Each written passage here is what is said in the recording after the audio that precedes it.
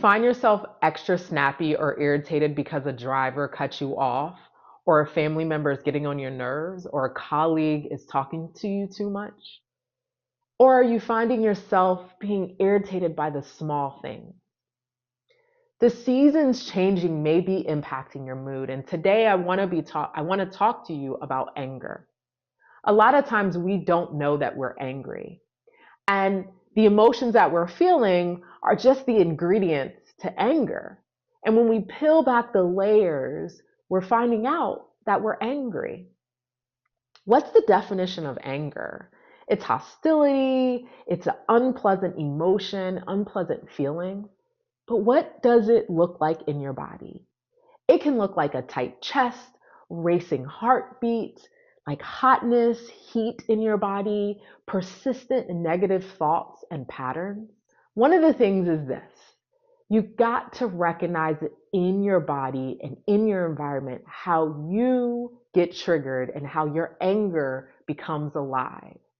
During seasonal affect, moods change and fluctuate.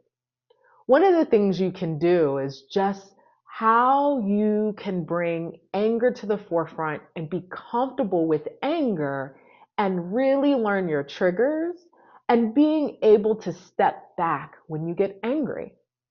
One of the things you can also do is light therapy, meditation. You can also pay attention to your sleep pattern and really focus on getting good sleep. One of the things I caution you is really be aware of the caffeine, your caffeine intake, your sugary and processed foods, because those things impact your mood. A lot of times when we're angry, we miss the lesson because we're putting the blame on something or someone else and not paying attention to what we need to pay attention to. So I ask you to do this. Sit with anger. Just sit with it. Instead of putting it on someone else and saying, someone did this and it made me angry, we got to really understand that right? They might have made you angry, but that is really not what it is. We're usually a pressure cooker, right? So that person just tipped the lid and now the pressure is all out. That the current situation has just triggered the anger that was already inside of you. So I encourage you to sit with the anger and really dive deep into why you're angry. So maybe what's happening that you're angry that your colleague or your supervisor is not listening to you, or your spouse or your children, and you get angry. They're just not listening to you. But the way your reaction and response, it doesn't call for the situation.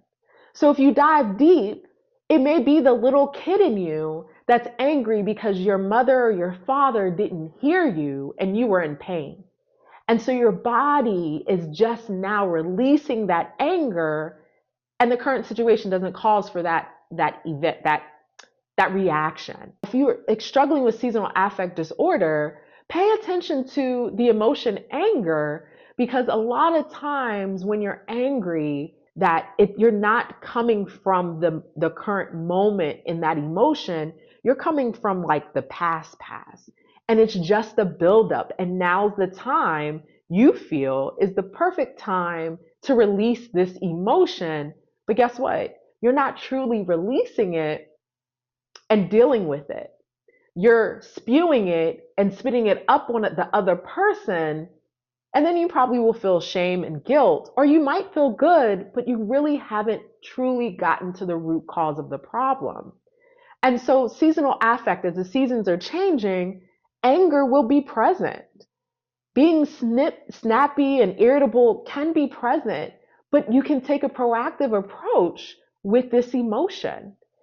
If you are interested in learning more about these emotions around seasonal affect, I want you to stay tuned to the next emotion, and we'll be dealing with grief. I will see you next week. Be well, be amazing, and most of all, be you.